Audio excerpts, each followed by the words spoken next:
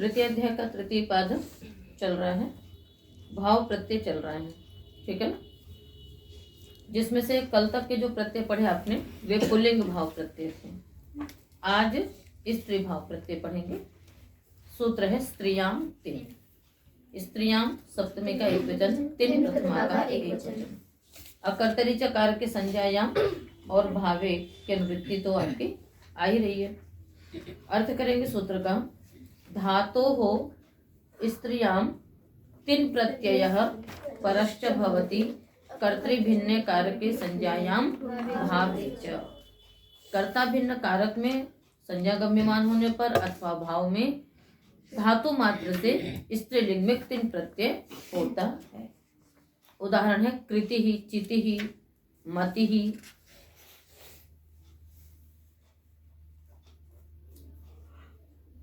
तो तीन प्रत्यय कित है, इसलिए गुण का तो निषेध सर्वत्र ही रहेगा। उसके पश्चात यदि कोई धातु संप्रसारण की होगी यजादि गण में तो उसको संप्रसारण हो जाएगा। तो कितने प्रत्ययों के परे रहते जो कार्य होते हैं वे यहाँ पर होंगे। तो कृति में क्या है, गुण की प्राप्ति, गुण का निषेध, कृति ही। चिति में भी गुण की प्राप्ति, गुण का निषेध। और ये सभी वलाद्यार धातु प्रत्यय तिन, इसलिए जो सेठ धातु होंगी उनमें ईट आगम होगा और जो सेठ धातु नहीं है एकाच उपदेश उदात्त में क्या हो जाएगा, निषेध हो जाएगा। मति में मन अवबोधन धातु है, मन आगे तिन का ती शेष बचेगा और मन के नकार का अनुदात्तोपदेश वनति तनोत्यादि नाम अनुनासिक लोपो झलिक इंगिति से नकार का लोप हो जाएगा। क्या शेष रह गया, मति मति। तीन प्रत्यय क्योंकि नित्य है इसलिए इनित्यादि नित्यम से सभी शब्द तीन प्रत्ययांत आद्युदात्त होते हैं। तो कृति ही, चिति ही, मति ही सब में आद्युदात्त होगा, उससे उत्तर अनुदात्त और अनुदात्त को पुनः स्वरित हो जाएगा, ठीक है। तो क्या अर्थ हो गया, कृति मतलब करना, चिति मतलब चुनना, मति मतलब मानना, ये सारे अर्थ रहे। स्त्रियाम की अनुवृत्ति 112 सूत्र तक जाएगी, यानी आक्रोशे नहीं तक।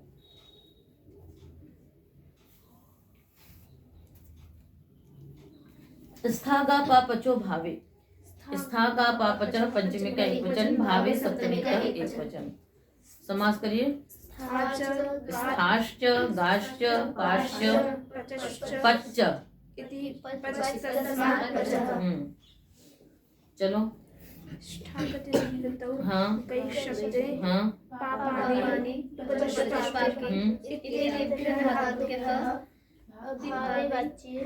स्त्रीलिंगे भावे वाच्ये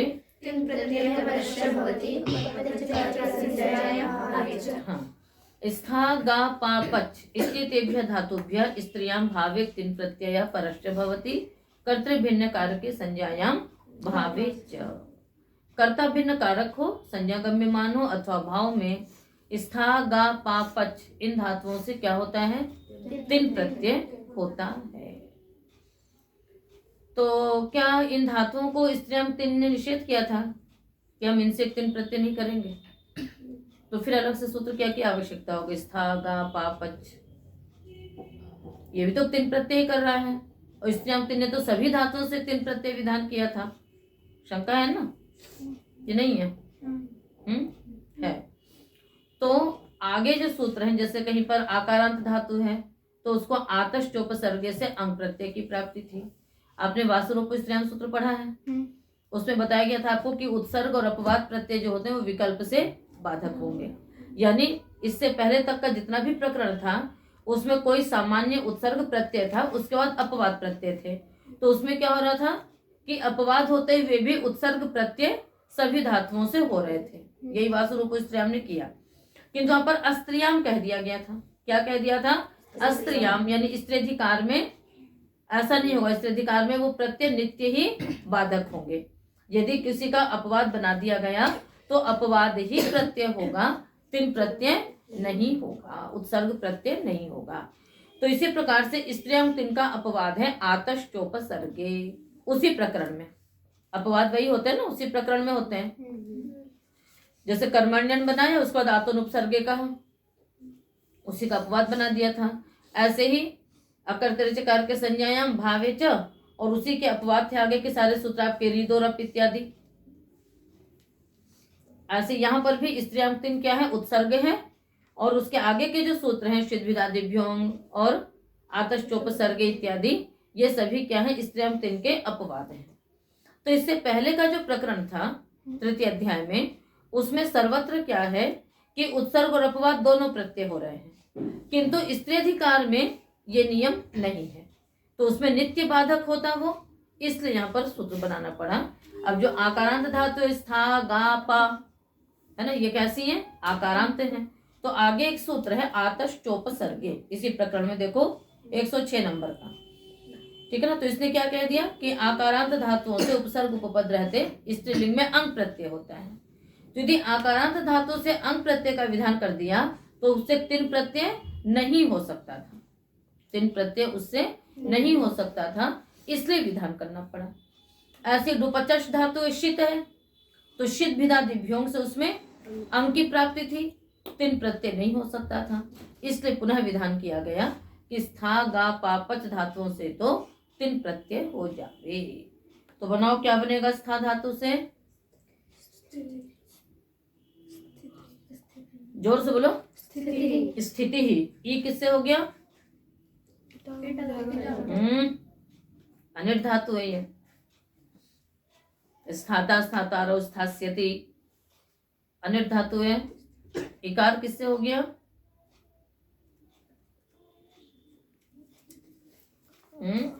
द्यति स्यति मास्था मित्ति किति, तकारादि कित प्रत्यय परे रहते इन धातुओं को इत्व हो जाता है।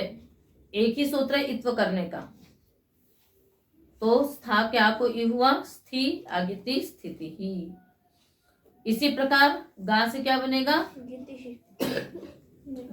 ही, क्या बनेगा, गीति ही। यहाँ लग गया घू मास्था गा पा जाति साम हली, जब ह्रस्व दिखाई दे तो द्यतिस्यति, दीर्घ है तो घू मास्था। ऐसे पा पाने से क्या बनेगा, पीति ही, क्या हो गया, घू मास्था गा पा जाति साम हली, सूत्र से ईत्व हो गया। क्या अर्थ है घू मास्था गा पा जाति साम हली का, मास्था गा पा जहाति और शो अंतकर्मणि इत्येतेषाम अंगानाम हली परतः, केवल हल परे रहते हो जाएगा, सार्वधातुक नहीं है, बस केवल हलादौ किंगिति प्रत्यये परतः ईत्वं भवति। जो सूत्र सिद्धियों में लगते हैं उनके अर्थों को दोहरा लिया करिए। हलादि कित प्रत्यय परे रहते घू मास्था गा पा जहाति साम, इनको क्या होता है, ई का आदेश होता है। और द्यतिस्यति मास्था मित्ति किति से क्या होता है, तकारादि कित प्रत्यय के परे रहते इन धातुओं को इत्व हो जाता है। तो स्था धातु उसमें पड़ी थी, इसलिए उसमें स्थिति हो गया। शेष में क्या हो जाएगा, गीति ही पीति ही। और पच से क्या बनेगा, पच पक्ति ही। यहाँ पर चौको सूत्र से केवल कवर्गादेश हो गया और बन गया पक्ति ही। तो इसमें शिद्विदादिभ्यों से अंक की प्राप्ति थी, शेष में आतश्चोपसर्गे से प्राप्ति थी। तो यहाँ पर विशेष विधान होने के कारण से तिल प्रत्यय ही होगा। हाँ, इसमें जब भावे कहा है तो फिर अनुवृत्ति लेने की जरूरत थी, वो स्पष्टता के लिए, मतलब कोई ये ना सोचे कि किसी मतलब अकर्तृ चकार के में ना हो जावे, बस भाव में ही होगा। कर्ता भिन्न कारक में यदि करना होगा तब तो वो अन्य प्रत्यय भी होंगे, किंतु यदि भाव ही होगा तब तो केवल तिन प्रत्यय ही होगा, उसमें अंक प्रत्यय नहीं होगा। दो अर्थ चल रहे हैं ना, अकर्तृ चकार के संज्ञा भावेच, तो जो स्त्रीलिंग इत्यादि वो तो दोनों को लेके चल रहे हैं, किंतु ये केवल भाव के लिए सूत्र है ये, और कर्ता भिन्न कारक में नहीं। मंत्रे विशेष पच मन विद भूवीराः उदात्तः। मंत्रे सप्तमी का एक वचन, विशेष पच मन विद भूवीराः प्रथमा का बहुवचन, उदात्तः प्रथमा का एक वचन। ये जो भूवीराः में प्रथमा का बहुवचन है, ये पंचम अर्थ में प्रथमा है। किसमें प्रथमा है, ये पंचम अर्थ में प्रथमा है। उदाहरण वो समास करिए, वृश्च वृषश्च ईशश्च पचश्च मनश्च विदश्च भूश्च वीश्च राश्च इति बस राह इधर तदनु समास है। अनुवृत्तियां भावे स्त्रियां तिन धातु प्रत्यय परश्च भावे की अनुवृत्ति इस सूत्र तक आएगी। इसमें भी अकर्तरी चकार के संज्ञायाम नहीं बैठेगा, केवल भाव में ये सूत्र करेगा। अर्थ करिए। मंत्रे विषये वृष में क्या धातु है? वृषु से चने ईशु इच्छायां आगे चतुष्टाके मनोज्ञाने हाँ ज्ञाने भूसत्तायां विगति व्याप्ति प्रजन सनक सनक आदनेषु और रादाने, ठीक है ना। इत्येतेभ्यः धातुभ्यः तिन प्रत्ययः परश्च भवति स च उदात्तः। यहाँ कर्तरी च नहीं लगाएंगे ना, भावे के अनुवृत्ति केवल लाएंगे, इसलिए भावे अलग से कहा है।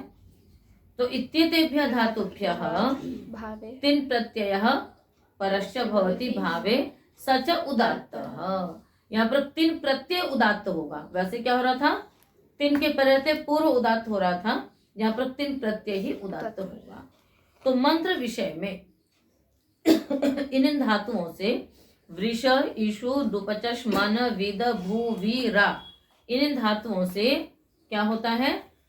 तिन प्रत्यय होगा। तो वर्षणम वृष्टि, एषणम इष्टि, पचनम पक्ति, मननम मति, वेदनम वित्ति, भवनम भूति, वीतये और राति।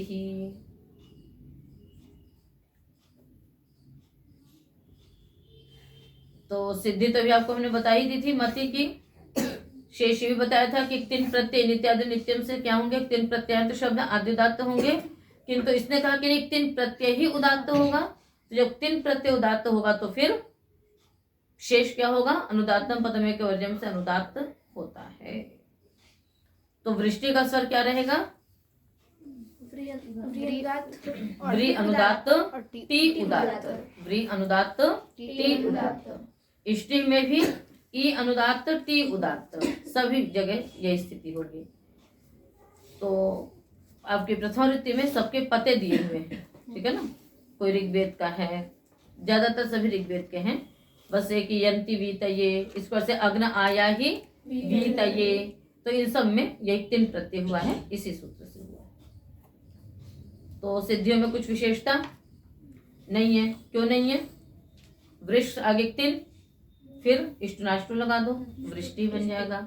ईश आगे ति, इष्टुनाष्टु इष्टि बनेगा। बाकी गुण इत्यादि का निषेध हो ही जाएगा किंगिति च से। ऊति यूति जूति साति हेति कीर्तयश्च, ऊति यूति जूति साति हेति कीर्तयः प्रथमा का बहुवचन च अव्ययपदम्। उदात्तः की अनुवृत्ति आ रही है इसमें। समास करिए। ऊतिश्च यूतिश्च जूतिश्च सातिश्च हेतिश्च कीर्तिश्च कीर्तिश्च कीर्तिश्च इति कीर्तयः। कीर्तयः। तो ऊति यूति जूति साति हेति कीर्ति इत्येते अंतोदात्ताः शब्दाः निपात्यन्ते। ये अंतोदात्त शब्द निपातन किए जाते हैं। वैसे सामान्य रूप से आद्युदात्त होता है शब्द, यहाँ पर क्या कह दिया? इन शब्दों को भी आद्युदात्त कर दिया, ठीक है। तो देखिए क्या क्या निपातन है। ऊति ही, ऊति में धातु है अवरक्षणे, तो अव धातु से तिन प्रत्यय करिए पहले। उसके पश्चात ज्वर त्वर श्रिव्य विमवा मुपधायाश्च, ज्वर त्वर श्रीवि है ना, श्रिव्यव, ज्वर त्वर श्रिव्य मुपधायाश्च है ना। तो यहाँ पर क्या हो गया? अव धातु भी पढ़ दी गई, तो यहाँ पर क्या होगा? इनके अंत्य को तथा उपधा को। तो अंत्य क्या है? व, और उपधा में क्या है? अ। तो उपधा और अंत्य दोनों को क्या हो जाएगा? ऊठ आदेश हो जाएगा। तो क्या बन गया? ऊठ। ठा की संज्ञा करिए, ऊ आगे ती, ऊति ही। सूत्र निकालो। ज्वर त्वर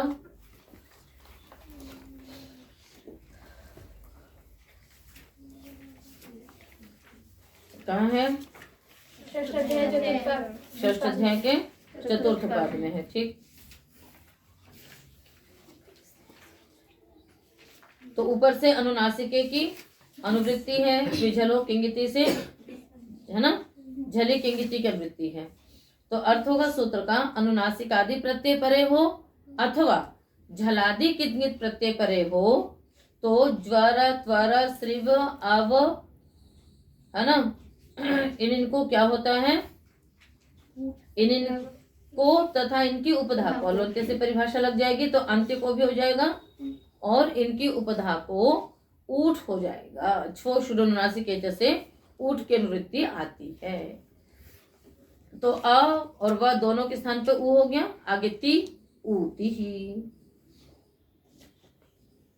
तो यहाँ पर केवल स्वर के लिए निपातन है, प्रत्यय तो और सारे कार्य सिद्ध थे, तो कहीं कहीं पर केवल स्वर के लिए निपातन किया है और कहीं कहीं पर कुछ कुछ कार्य भी निपातन है। अगला उदाहरण है आपका युति। यु मिश्रण, मिश्रण यु धातु है, तो यु से जब तिन प्रत्यय किया, इटागम की प्राप्ति इटागम का निषेध करेंगे, गुण की प्राप्ति गुण का निषेध भी हो जाएगा।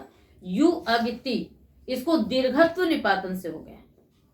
युति में क्या हो गया, दीर्घत्व निपातन से हुआ। तो ऊति मने रक्षा, ऊति मने रक्षा, युति मतलब मिलाना। फिर जूति है, जू वेगे धातु है, यहां भी इटागम की प्राप्ति इटागम का निषेध, गुण की प्राप्ति गुण का निषेध करने के बाद जू आगिति दीर्घत्व निपातन से कर दीजिए, क्या बन जाएगा, जूति ही। जूति मने भागना, जूति मने भागना। और अंतोदात्त भी जो है वो निपातन से करेंगे। साथ ही में क्या धातु रखेंगे, नहीं, साथ ही शो अंत कर्मणि, क्या है धातु, शो अंत कर्मणि। ठीक है, इससे करिए, अथवा क्षण संभक्तों से कर लीजिए, उसका भी सारूप हो जाएगा ना, आत्म होगा जना सनख नाम संझल हो से, तो उससे भी कर सकते हो। अथवा शो अंत कर्मणि को भी आत्म होगा आदेश उपदेश शिति से, तो निपातन क्या होगा, सा आगे तिन। अब इसको द्यति स्यति मास्था मित्ति से इत्व की प्राप्ति है, किंतु इसने निषेध कर दिया, निपातन से निषेध हो गया, तो क्या बन गया, साति ही। और ऐसे यदि आप जन सन सन धातु से करोगे तो जन सनख नाम संझलों से आत्व कर लेंगे और साति ही बन जाएगा। ठीक है, अगला क्या है, हेति ही। हेति में हन धातु हन हिंसा गत्यो हो अथवा ही गतौ वृद्धौ च, दोनों से कर सकते हैं।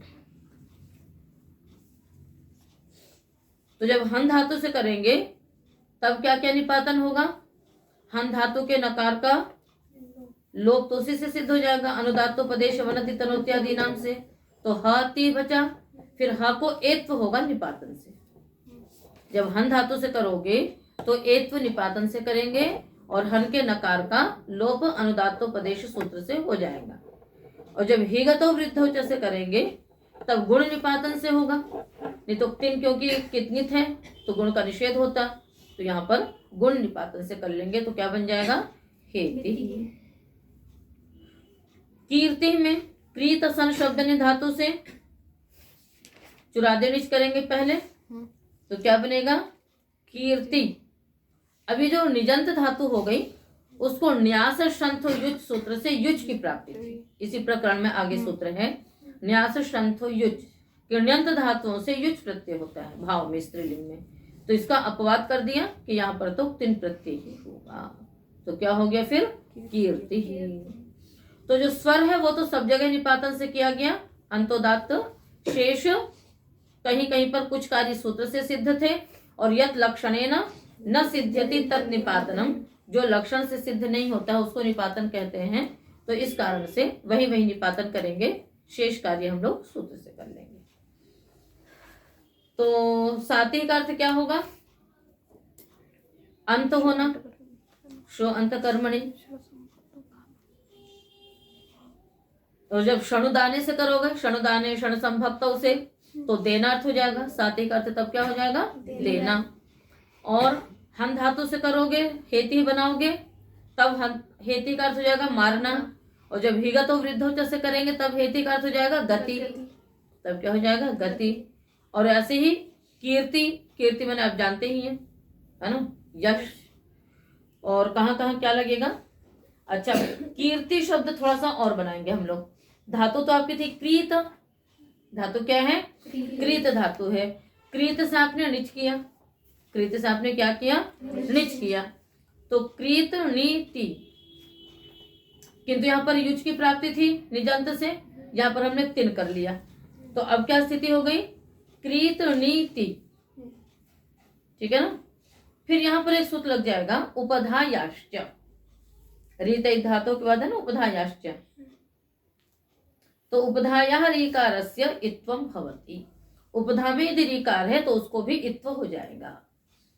तो क्रीत में उपधा में री है ना, उसको इत्व हो गया, क्या बना, रत्व होकर के कीर्ति बना। फिर उसके बाद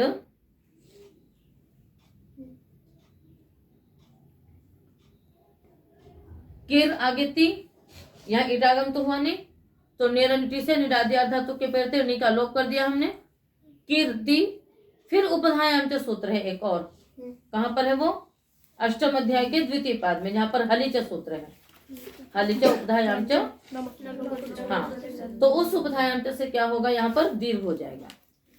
हलि पर अतः उपधा भूतस्य, है ना, हाँ, रेफान्तस्य वकारान्तस्य उपधायाः इकः दीर्घो भवति। तो हल पर है तब, उसमें है रेफ, उसकी उपधा जो इक, उसको दीर्घ हो गया, तो क्या बन गया, कीर्ति। समझ में आई सिद्धि। क्रीत धातु से निच रखा, उसके बाद तिन कर लिया हमने युज को बांध करके निपातन से, और उसके बाद उपधायाश्च सूत्र से पहले इत्व कर लिया, तो कीर्त ई रहा। उसका फिर आपने तिन प्रत्यय किया, तो अनिडाद्यार धातु प्रत्यय नी का लोप हो गया, तो कीर्त ई रहा, कीर्त ती रहा। फिर हमने उपधायाम सूत्र से दीर्घ किया, तो कीर्ति बन गया। तो इस प्रकार से कीर्ति शब्द सिद्ध होगा। आ गया समझ में, नहीं आया, हो गया। आगे चलें। एक तकार कहाँ जाएगा, हाँ भाई, एक तकार कहाँ जाएगा, तकार कीर्त, डबल रखो ना, कीर्ति ही। तकार, दो तकार है, एक क्रीत का है तकार, एक तिन का। हाँ, वैसे लोग कीर्ति, फिर एक का लोप भी कर सकते हो, किससे, सही है। झरोझरी सवर्ण, हाँ, है ना, हल से उत्तर सवर्ण झर पढ़ते, तकार का लोप कर दिया आपने।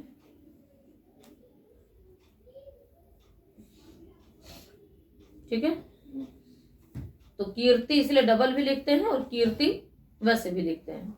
तो जब झरोझरी सवर्ण से लोप करेंगे तो कीर्ति रहेगा, जब लोप नहीं करेंगे तो कीर्ति डबल हो जाएंगे। आगे चलें।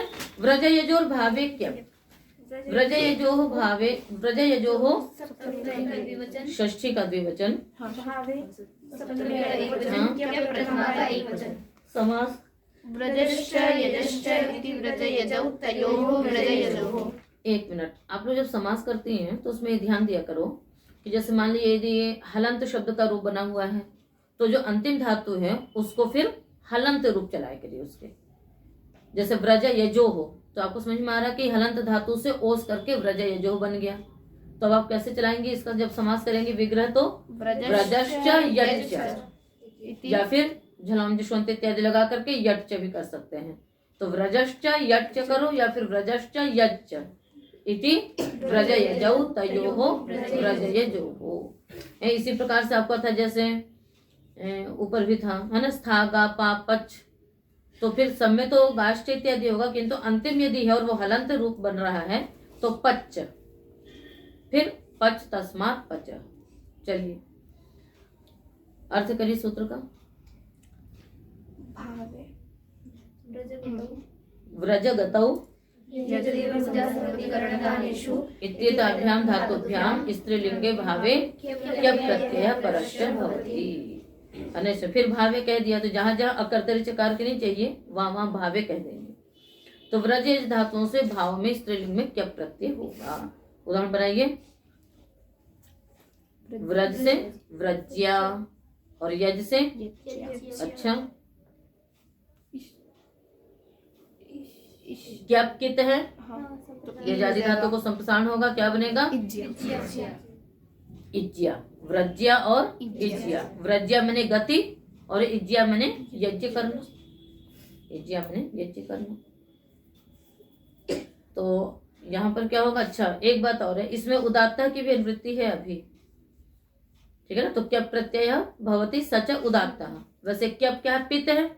पित्त होने से अनुदात्त सुपित से पित्त होता ये वो अनुदात्त होता। इसने कहा कि नहीं ये प्रत्यय कैसा होगा उदात्त होगा। तो जब या उदात्त होगा तो शेष क्या हो जाएगा अनुदात्त हो जाएगा।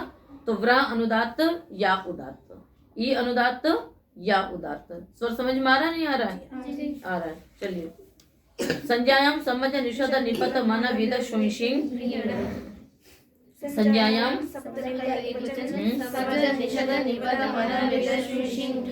प्रथमा का बहुवचन कैसे हो जाएगा पंचमी का एक वचन। समास करिए।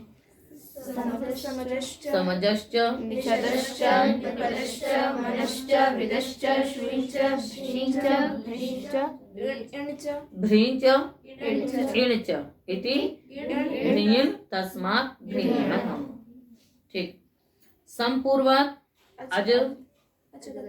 अजगति क्षेपणयोः निपूर्वात् विशरण गत्यव साधनेषु निपूर्वात् मन ज्ञाने विदत् ज्ञाने शुइ अभिशवे शिं दुभ्रीं और हाँ इत्येतेभ्यः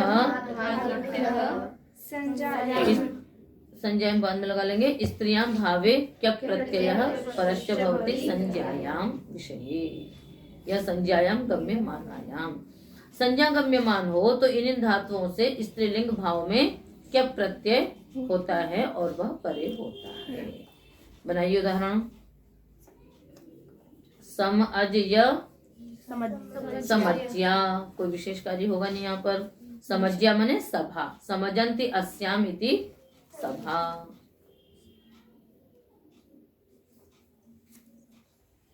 यहाँ पर संज्ञा कह दिया है तो संज्ञा कहने पे क्या होगा कि भाव से अतिरिक्त कारकों में भी होता रहेगा। तो समजन्ति अस्याम इति समज्या। समज्या जिसमें इकट्ठे होते हैं तो वो क्या हो गया सभा।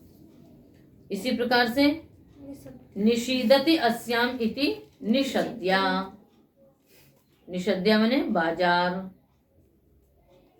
शद्री विशरण गत्यव साधनेषु ठीक है उसमें गति भी करते हैं और कुछ बाजार में खरीदारी करते हैं तो कभी दुख भी होता है कभी सुख भी होता है सब उसमें चलता रहता है। तो इसलिए क्या हो गया वो निषद्या। निपत्या निपतंती अस्याम सा निपत्या। बताओ क्या हो सकता है। निपतंती अस्याम युद्ध भूमि। छत नहीं छत से गिरते हैं छत पे नहीं गिरते हैं किंतु युद्ध भूमि में तो सब गिरते ही हैं। तो निपत्या माने रण क्षेत्र युद्ध भूमि। इसी प्रकार से मन्या ठीक है ना। मन्यते तया मन्या है ना जिससे जाना जाता है। तो मन्या एक गले के पास की नाड़ी है ना। तो जब व्यक्ति क्रोध में होता है तो यहाँ की नाड़ियां क्या होती हैं टाइट हो जाती हैं। उसको देख के समझ में जाता है व्यक्ति कि ये क्रोध में है ठीक है ना। तो इसीलिए मन्यते तया जिससे जाना जाता है। क्या जाना जाता है कि व्यक्ति क्रोध में है या नहीं। इसलिए उस नाड़ी को क्या कह दिया मन्या। तो ज्यादातर उस समय सब अंदर पूरा तन जाता है तो यहाँ की जो बगल की जो नाड़ियां हैं इसको क्या कह देते हैं मन्या। और विद्या। विद्या का क्या विग्रह करोगे। विदंती तया विद्या जिसके द्वारा जाना जाता है। तो विद्या के द्वारा हम जानते हैं इसलिए। सुनवंती तस्याम सुत्या। सुत्या क्या होता है जिस वेला में रस निकाला जाता है ना। सोम रस इत्यादि जो याग होते हैं तो उस समय एक कृत्य होता है उस समय सोम रस निकालने का होता है। तो कि जब इच्छा होगी तब उसको कूटा और तब निकाल दिया, उसका एक काल है, एक उसका समय है। इसलिए उस वेला को क्या कहेंगे? सुत्या। शय्या है ना, इसका क्या विग्रह करोगे? शेरते अस्याम इति शय्या, जिसमें सोया जाता है। और भरणम भृत्या, यहाँ भाव में ही हो गया। इत्या का क्या होगा? हीयते गम्यते यया सा इत्या। तो शय्या मैंने खाट, भृत्या मैंने जीविका, और इत्या मैंने होता है लालटेन। लालटेन जानती है क्या होता है? किस किस ने देखा है लालटेन? चलो अभी तो सब लोग देखे हुए। तुमने देखा है? तुमने लालटेन नहीं देखी है? अच्छा, तुमने सुना था? देखी है तुमने? मनीषा लालटेन नहीं जानती है? और तुम लोग देखा हो तुम लोगों ने? तुम लोगों को याद नहीं होगा। एक वो नहीं होता है जो अस्वता लटका के रखते हैं कि अंदर वो बत्ती ऊपर करके उसमें जलाते हैं, कांच का लगा रहता है ना? कई जगह उसको, मतलब पहले जब लाइट वाइट नहीं रहती थी, अब तो इन्वर्टर वगैरह हो गए, अब टॉर्च हो गए बड़े बड़े, तो पहले सामान्य रूप से वो लालटेन लेकर के ही काम होता था। ठीक है ना? सबके घरों में लालटेन रहता है। पुराने समय में था, अब तो शायद नहीं हो। अब है? अभी भी है, एक तरफ कोने में पड़ा होगा, है ना? बस तो इन्वर्टर लग गया अब तो सब जगह। तो वो होती है लालटेन। तो उससे क्या, मान लो अब जैसे गांव में अंधेरा रहता, सब जगह लाइट तो होती नहीं है, तो मान लीजिए टॉर्च ले लिया तो ले लिया, नहीं तो लालटेन जला ले, और लालटेन जला करके अपना लोग खेतों में निकल जाते थे, या अंधेरे में कहीं भी निकलना है तो लालटेन से। तो इसलिए ईयते गम्यते यया, जिसके द्वारा जाया जाता है, वो क्या हो गई? इत्या, अर्थात लालटेन। लालटेन को ले सकते हैं। अब आप इस समय जिसको हम लोग विद्युत प्रकाश बोलते हैं, उस समय लालटेन थी तो लालटेन कर दिया। अब आप टॉर्च को भी बोल सकते हैं, ऐसी बात नहीं है। एक ढिबरी होती थी पहले, ठीक है ना? उसमें भी शीशे में बीच से छेदा करके उसकी बत्ती मिलती थी, उसको जलाते थे, तेल के सहारे वो जलता रहता था। बिंजी कल बता रहे थे ना कि हम लोग रात में जब लाइट नहीं होती थी तो लालटेन तो थोड़ा कठिन होता था लेना। ढिबरी तो कोई भी बना सकता है, कोई भी एक शीशी मिल गई, उसमें बीच में छेद कर दिया और उसमें थोड़ा सा तेल भर लिया, अपना जला लिया, तो पढ़ रहे हैं। कई बार ऐसा भी होता था कि पाठ पूरा नहीं भी चल पाया, जितना लिखना है पूरा हमने नहीं लिखा है, यदि लाइट जला करके पढ़ेंगे तो डांट भी पड़ेगी रात में, तो फिर वो वही अपना ढिबरी जला लेते थे और उसी के ढिबरी के प्रकाश में बैठ करके लिखते रहते थे, है ना? और भी उनका आता है ना, ईश्वर चंद्र विद्यासागर जी का क्या आता है कि जो सड़कों पे जो जलती थी लाइट, है ना, उसके प्रकाश में बैठ करके वो पढ़ाई करते थे। तो जब लगन होती है व्यक्ति को तो कहीं पर भी पढ़ लेता है, और जब नहीं करना होता है तो आपकी सारी सुख सुविधाओं में भी व्यक्ति पढ़ाई नहीं कर पाता है। तो खैर वो तो इत्या की बात थी, तो इसलिए आपको बता दिया। अब सिद्धि में देखिए, समज्या में तो कुछ विशेष नहीं है, स्त्रीलिंग में प्रत्यय होना, इसलिए टाप आएगा अजाद्य तष्टाप से। तो स्थिति क्या होगी? सम अज य समज्य, अजाद्य तष्टाप से टाप आ गया, आकाश और दीर्घ से दीर्घ होकर के बन गया समज्या। इसी प्रकार से निषद्या में भी कोई विशेष सूत्र नहीं लगा, और निपत्या में भी कोई विशेष सूत्र नहीं है, और ये सब उदात्त रहेंगे। क्या प्रत्यय होगा? उदात्त रहेगा। तो जब प्रत्यय उदात्त होगा तो शेष क्या हो जाएगा? अनुदात्त हो जाएगा। तो ये सभी शब्द अंतोदात्त होंगे, और उससे पूर्व के जितने भी अच्छे हैं वो अनुदात्त रहेंगे। जैसे समज्या में स म अनुदात्त या उदात्त, निषद्या में निशा अनुदात्त या उदात्त, इस प्रकार से रहेगा। अच्छा, जो स्वर है वो या में स्वर है या आ में स्वर है? आ में स्वर है। ऐसी मन्या में भी कोई विशेष नहीं है, मन्या बन जाएगा। विद्या में भी कुछ विशेष नहीं है। शय्या में आते हैं हम लोग थोड़ा सा, तो शी आगे य, यहां सूत्र लगेगा अयंग यी किंगिति, यकारादौ किंगिति प्रत्यय परतः। ये 7-4-22 नंबर का सूत्र है। सूत्र का अर्थ है यकारादौ किंगिति प्रत्यय परतः, है ना, शींगः अयंग आदेशो भवति। ऊपर धातु थे शींगः सार्वधातु के गुणः, तो शींग धातु को अयंग आदेश होगा। अयंग क्योंकि इंगित है इसलिए क्या हो जाएगा? अयंग के इंगित होने से अंत्यल के स्थान पे होगा, तो शी के ई के स्थान पे आय हो गया, तो क्या बन गया? शय। और इधर क्या का या हो गया? शय्या, शय्या बन गया। इसी प्रकार से आगे देखिए, भृत्या, भृत्या में धातु है डुभ्री धारण पोषण योग। तो भ्री धातु से क्या प्रत्यय किया हमने, ह्रस्व से पिति कृति तुक से तुक आगम कर दिया, तो भृत्य बन गया। पुनः अजाद्य तष्टा से टाप कर लेंगे तो क्या हो जाएगा, भृत्या। इसी प्रकार सुत्या, शु या भिषवे धातु से धात्वादेश सहसा लगाएंगे पहले, तो क्या हो जाएगा, सु होगा। फिर क्यप, ह्रस्व से पिति कृति तुक से तुक आगम कर लेंगे तो क्या बन जाएगा, सुत्य। अजाद्य तष्टा से टाप कर लेंगे सुत्या। इसी प्रकार इन गतो धातु में भी हम तुक आगम करेंगे तो ई तुक या इत्या इत्या बन जाएगा। आया समझ में? तो इस प्रकार से ये शब्द सिद्ध हो रहे हैं।